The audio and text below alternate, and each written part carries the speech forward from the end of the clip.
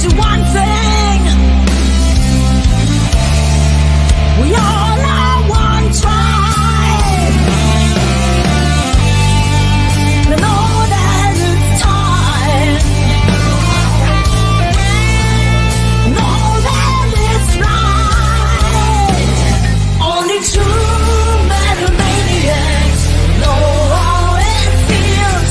Only true metal maniacs know what's for real. Only true metal maniacs know what's there. And let's welcome our guest to the show. Or not. She walked away. She walked away. There she is. There she is. Hello. We can barely hear you, Doro. You're breaking in and out. Okay, maybe I do it like this. Do it that way. Is it better? Yes, ma'am. Yeah. Good. Okay, good. Okay, I'll Well- put you a little bit higher. Yeah. Okay. Well, Okay. Doro, we've been doing this show for a year now, and we finally have a legend on with you. So welcome to the show. Thank you so much for having me, guys. It's an honor. That's great. Nice. Well, Doro, we're going to talk about the album Conqueress. Why don't we start there? Tell us a little bit about Conqueress, Forever Strong and Proud. Oh man, yeah, I'm so happy. It came out, I think, pretty good, and it has 20 songs on it, and yeah, it has great highlights on it, and it's available in picture disc and splattered vinyl. So if you guys are vinyl junkies, that's the vinyl. I love it, and it's actually double vinyl and splattered, and yeah, that's a nice picture of Brazil, our Monsters of Rock show, and this one. So I'm all happy with it, and I think the fans love it, and yeah, so far the reception was great, and yeah, the feedback was great, and we played a couple of songs live already. That was actually going over really well, like Time for Justice and Children of the Dawn. That's one of my favorites, and yeah, but I love all the 20 songs. So and I just heard you guys play True Metal Maniacs. There was actually the last video and single for the fans. There was actually a thank you to the fans. That's the reason why you see fans from all over the world, from Brazil and Wacken and all over. So the fans are the most important thing in my world, so that's the reason why I wanted to do a video just for the fans, and that was actually video number 6. So we had 5 videos out before the album was released, and and there's a new single coming out in March, and it's our first animated video, and it's so funny. I saw the first 2 minutes. It's so hilarious. When you guys will see it, it's funny as hell, and it's for the song Lean Mean Rock Machine, and yeah, so far, yeah, everything is going really good. Yeah. That's good. So what's it like touring around the world? I mean, here in America and versus Germany, what's it like? What are the differences? Actually, I love America. I'm a big fan of America. I always want to go to America. And in '86, I could do my first promotion tour. That was actually for our 3rd album, True Steel. I had 3 days in New York, and then after 2 days, I stayed. And I loved it so much. And then we did this album, Triumph and Agony. You can see it here in the background. Oh, my fingers. There, you guys. You remember this one? That's awesome. Yeah. And we did Triumph and Agony. I got hooked up with great people. So yeah, and then I became I'm a green card holder, a proud green card holder for over 30 years. And I love touring America, of course, and I love touring the world. It doesn't matter, small club or big festival. Of course, I like some festivals, like, for example, Wacken. Did you guys know of that festival, Wacken in Germany? Big metal festival. Did you guys hear? Yeah, right. Yeah, that's like, wow. When you play there, that's really special. But other than that, I love touring the States and playing festivals in the States as well. What do you like about the festivals so much, other than playing clubs or like just bigger concerts? Why do you like the festivals? Actually, there's one big reason, because you meet all your friends again, like friends from, other bands. Like, actually, that's the reason why I have two duets on this new album, because I met Rob Halford last year in France at a festival. It was Hellfest, big festival, great festival. And we were talking, hanging out backstage. And then Rob Halford was asking me what I'm doing. And I said, yeah, just finishing up a new album. And then we both looked at each other, and I said, Rob, are you thinking the same? He said, yes. I said, shall we do something together? He said, yes, it's about time. We are friends for a long time. It was my first tour in 1986 with Judas Priest. It was on the Turbo tour, and we always stayed friends. So we met at this festival, and then, we said, shall we do something? And yeah, and then I said, I would love to do Living After Midnight, because I'm a big fan of British Steel album of Judas Priest.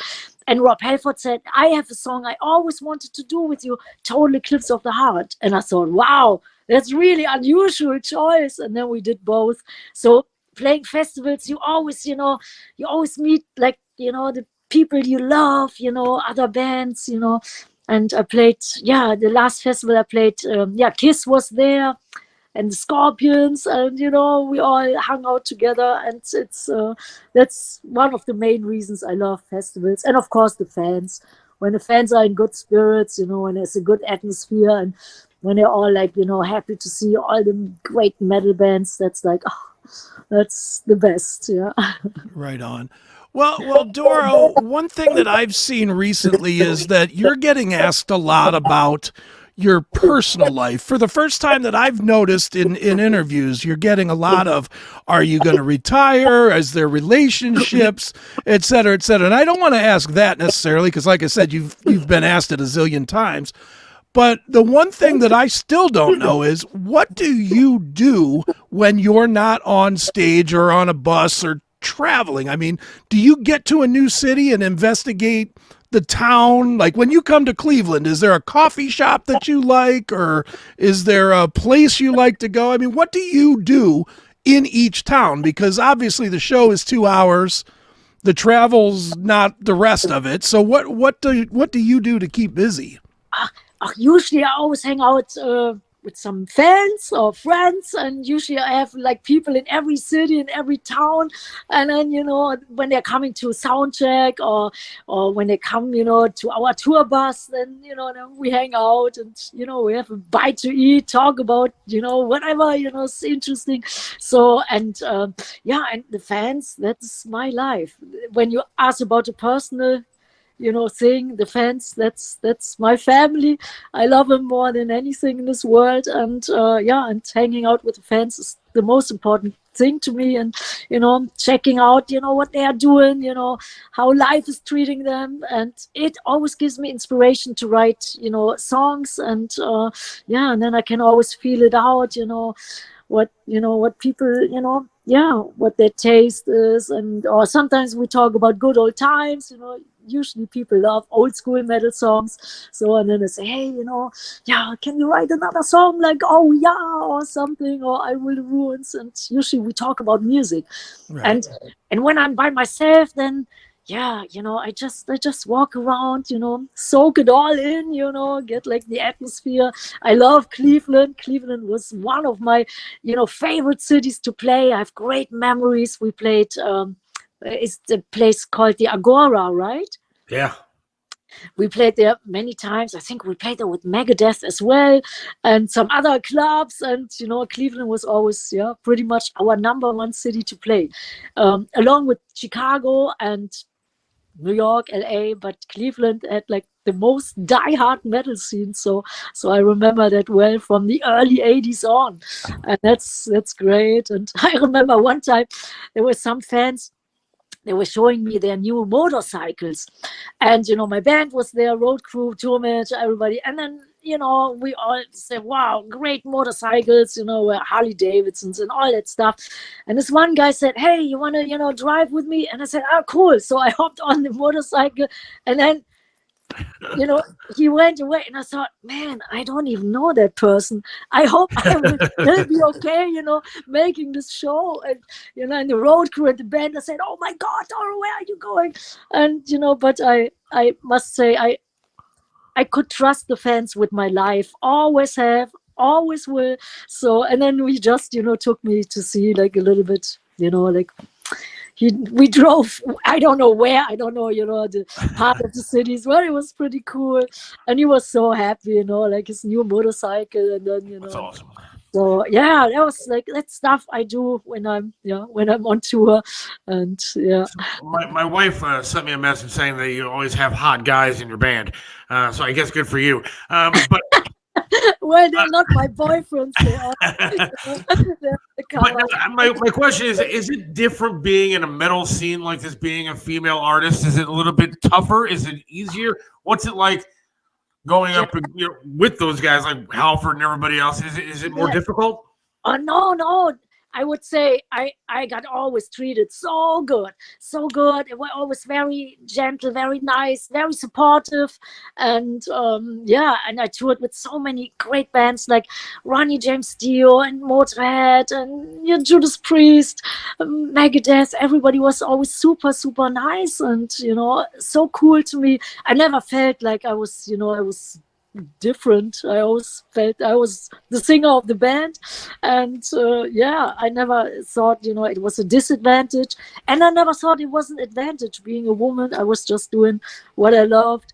It was actually more you had to fight for your music. In the beginning, in the 80s, metal wasn't so accepted, so sometimes you had to really fight for your band, for your music.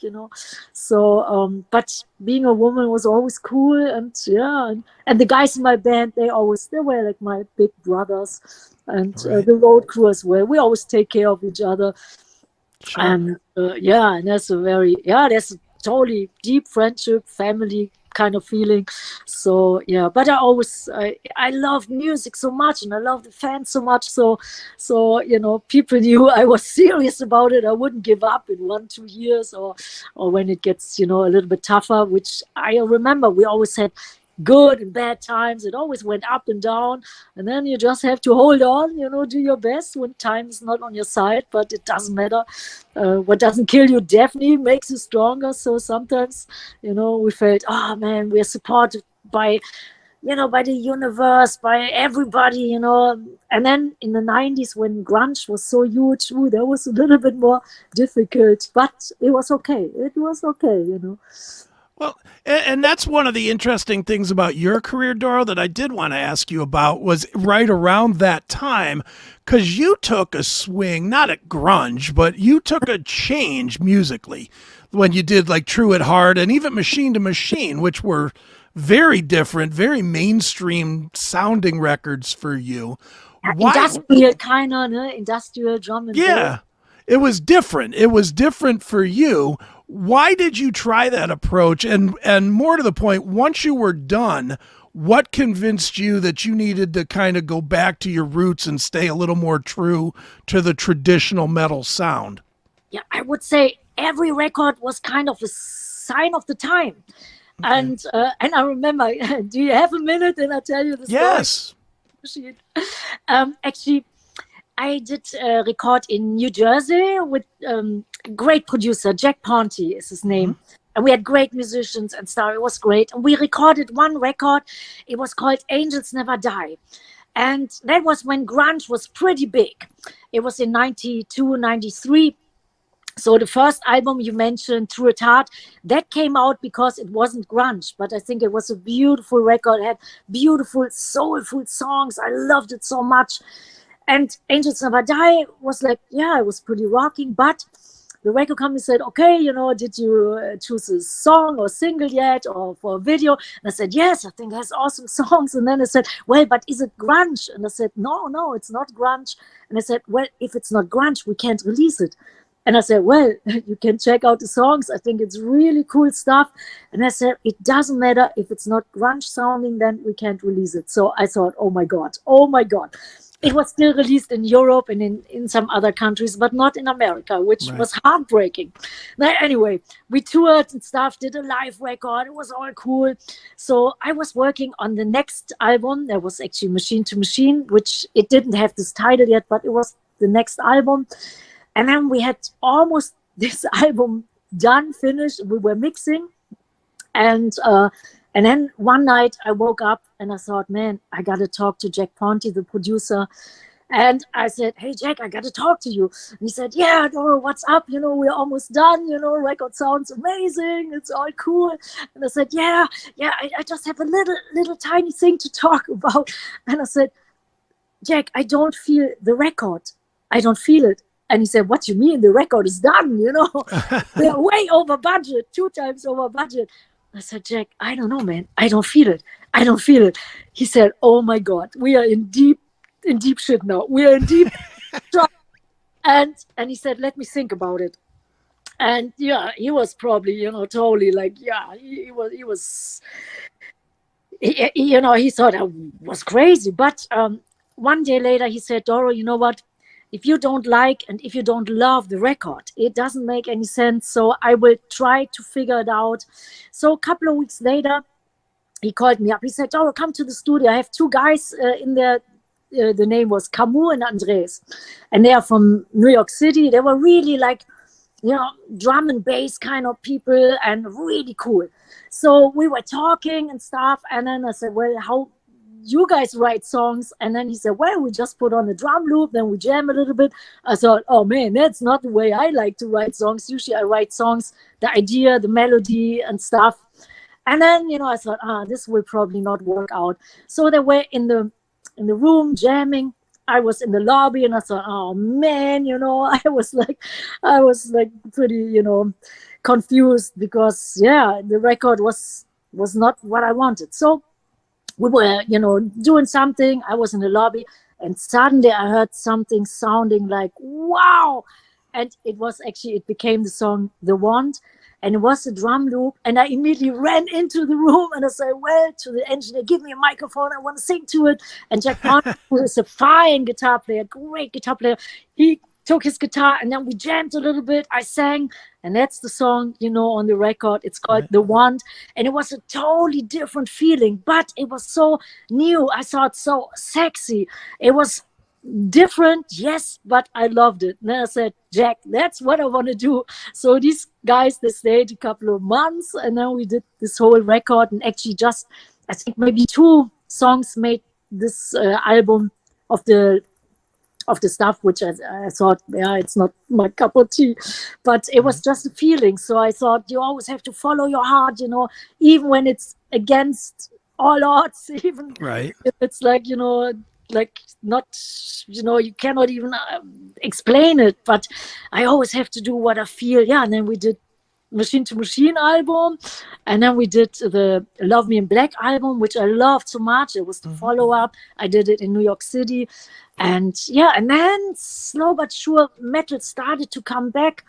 I wasn't conscious about it, but somehow, everything changed again. And I thought, oh man, I don't want to do, any computer stuff anymore. I want to do the real stuff. And then we did our album Calling the Wild, and that was actually the first American release again. And then we hopped on tour with Ronnie James Dio in America. The favorite tour. It was so awesome. A 3 months tour with Ronnie and Yngwie Malmsteen. And this album did actually really well. And it was the first, release worldwide again, Calling the Wild.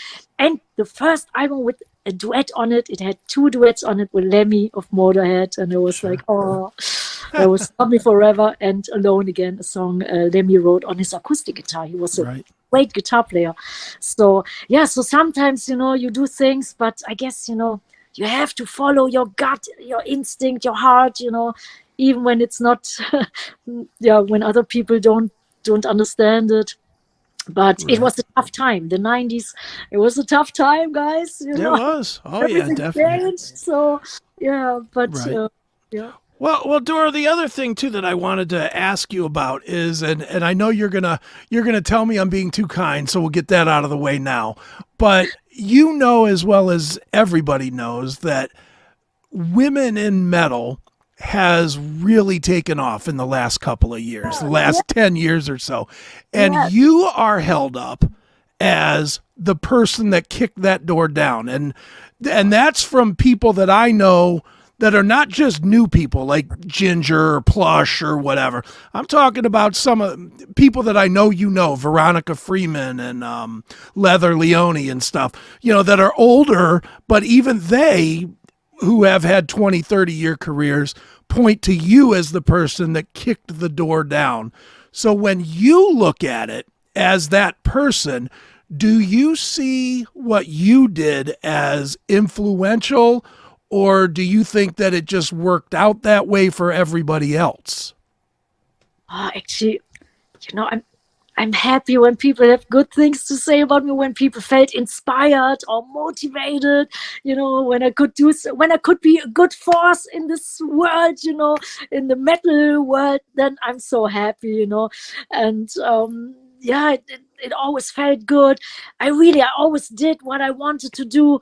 I didn't think of, anything. I didn't think of whatever being a trailblazer and stuff. I just did it always like 100%.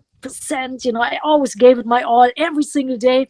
And and if somebody felt inspired, I'm so happy. And if it makes girls look good, that's great, because in the 80s, you guys probably remember all the videos, like the MTV VH1 videos with all these heavy metal bands or rock bands. There were usually these girls, super beautiful, but dancing half naked. And it was not, it looked good, but it was actually not so, it was not so powerful. I thought it looked sometimes, sometimes cheap, actually, and I never wanted to, make especially girls feel, it's like that's the thing to do. It's great when you look good, when you dance sexy, but I think there's more to it. So I always, wanted to give it like a lot of power, in a human way, and I think there's nothing wrong with being sexy and stuff, and moving on stage like like cool, or have cool stage clothes on, but I always try to not show too much skin, to not make it look like it's like the bimbo kind of way. So, and metal, I think that was above everything. It was not male, not female, it was just metal. It was powerful. So, but but I'm happy when people have good things to say about me. But I didn't do it on purpose. I just did what I thought would be the right thing to do, and I always did it like with full power, and always with a lot of heart and soul, and and So, now, you've seen everything from the 80s up until now. How different is the music scene now, whether it's touring or streaming and all that kind of stuff? It is a lot different than back in the day when like you said, MTV doesn't play any videos anymore. No. And so, now you got streaming too on top of it. So how different is it, the music scene? It is much different. On one hand, I think it's great. So many more great ladies are doing it. When I started out, there were maybe a handful of great ladies, like the Girls of Girls School, I remember, or Rock Goddess, or Leader 4, Joan Jett, Lee Aaron. But that was pretty much about that, and some other girls as well, like you just mentioned, Leather, and some other bands. But it was very rare to have like female musicians or female singers. So now it's much better balanced. I think great talented ladies are doing it, like Elisa of Arch Enemy. So many great people like Lizzie Hale of Hailstorm, and so like I'm friends with both of them. Tarja Turunen, the ex-singer of Nightwish, or Floor Jansen, now the singer of Nightwish, and even some great girl bands like Nervosa, from Brazil, or Crypta. So I love it. I think that totally changed. I think so many great female bands in all kinds of genres. So I think that's great. I miss the great old times, like being in record stores. I miss record stores that they, almost are vanished. That hurts. I was sometimes 24 hours in a record store, especially in New York. They always had Tower Records, and I was in there every night, till 6 o'clock in the morning. And I miss that, the record stores. I miss vinyl. I always try to keep it old school, keep the good stuff alive, like doing still vinyl edition and CDs as well. Yeah, the streaming, like you heard probably from many artists, man, it's like you know, it's very hard to survive only on the streaming stuff. It's like, well, it's almost impossible. So, you know, you have to do something else like merch. For us, Patreon is very important, like the fan club for the diehard fans. I always work on that the diehard fans have something really great, you know, that they get, like, you know, the old bootlegs, which I try to collect from all over the world, or T-shirts or stuff. So, or some personal, like, phone calls or Zoom calls. We always, you know, take care of the fan club, of the Patreon people. And while touring is still great, you know, when I started, actually touring was there to promote the album, and we always had like tour support. And now I think that word tour support doesn't even exist anymore. Right. No, it doesn't do tour support anymore. So you have to try to make money while touring, which is very difficult because you have, you know, you have the flights, hotels, tour bus, musicians, road crew, you know, it's that's very tricky, but we always try. And, you know, and when I see the fans, then everything is worth it. Everything is. So whatever I earned in my life, I always put it back into the show, the tour, you know, into the fans. But yeah, it's different times. And the streaming, I don't know about that. I rather have something in my hand, and, you know, I'm not such a big fan of that. And you know, old school, you know. Right on. Well, there's no reason not to have actual merch from you, Doro. You have this great new record, CONQUERESS, Forever Strong and Proud. It has all kinds of great merch to it. It literally does.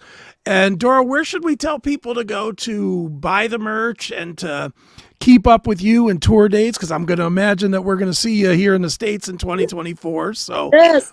Actually, I wrote down the 2 festivals. We are confirmed already in America. It's in Houston, Texas, the Hells Heroes. That's March 21st. So that's the first festival.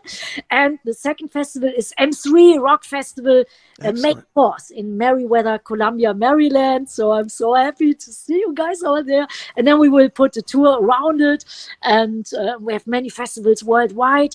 And yeah, you could go to check us out. Of course, all the socials, Doro Metal Queen, that's Instagram. Facebook is Doro Pesch Official, and the website is doro.us. And yeah, and Patreon, it's doropesch.com. So, or Doro Pesch, I don't know exactly, you know.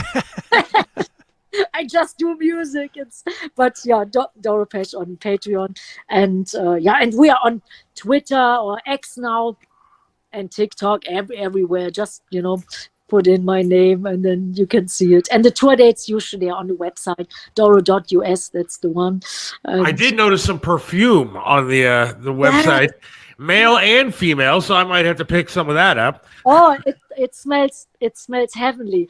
The female version has a little bit vanilla in it, and the male version smells really good too. I always have the male version when I feel like, you know, when I want to feel tough.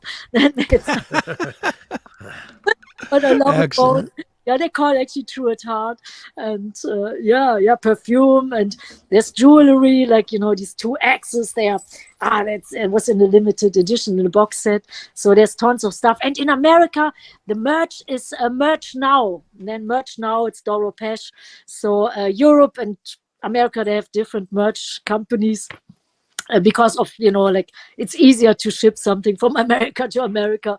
From Europe, it's quite expensive. But yeah, Merch Now, that's that. And thank you so much for letting me tell the fans about it. But anything is appreciated. And of course, buying the records, that's great. You know, it's better than streaming. But whatever is, like you're saying, I know young people, they don't even care about like vinyl anymore. I think, like, you know, when you're 12 years old, you know, you probably don't even know, you know, what a record player is.